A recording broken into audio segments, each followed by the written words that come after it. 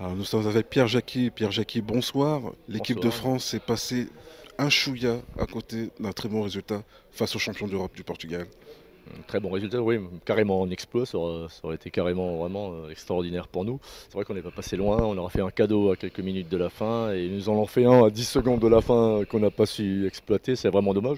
Le 2 n'aurait pas été scandaleux, tant les joueurs ont réussi, aller beaucoup avec leur trip à rivaliser. C'est sûr que nos adversaires avaient un peu plus de possibilités, hein, c'est sûr, avec le meilleur joueur du monde et puis même des joueurs comme Cardinal et d'autres excellents joueurs hein, qui jouent tous au Sporting ou à Benfica, hein, qui sont quand même des fers de lance du futsal européen. Donc vraiment, ouais, pas de regret, puisque un de nos principaux objectifs était quand même sur ce soir sur ce match-là, de faire surtout des progrès et préparer la qualification en Serbie.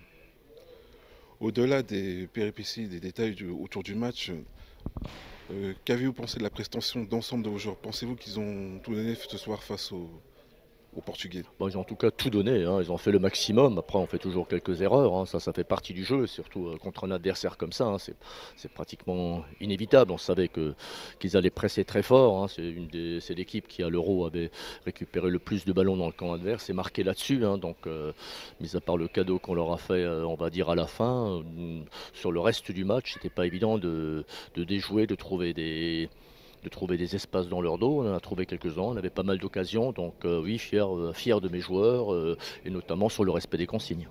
D'accord. Lorsque vous avez pris ce but très rapidement, est-ce que vous avez eu peur pour la suite que le Portugal déroule à un moment donné? Oui, ben, c'est toujours une petite crainte qu'on a hein, contre des équipes comme ça. Hein, mais mes joueurs l'ont prouvé aussi contre la Serbie, qu'ils ont des ressources, qu'ils sont capables de rester sereins, d'attendre leur heure. Et puis voilà, le match s'est un petit peu déroulé comme souvent on sait le faire. On perd pas nos moyens. Alors que c'est vrai qu'en face, ça peut vite partir dans tous les sens. Donc chapeau à mes joueurs. Alors, l'équipe de France a encore attiré plus de 2000 personnes ce soir, exactement 2400 personnes. Pensez-vous qu'au fil des matchs, il y ait un engouement qui existe autour de l'équipe de France de futsal? Ben, moi qui suis un ancien là-dedans et qui mesure un petit peu le chemin parcouru, c'est juste évident, hein. Si on faisait une courbe, elle serait vraiment continuellement ascendante. Donc forcément, elle le sera encore davantage dans le futur. Et je suis sûr que mon successeur fera 5000 à tous les matchs.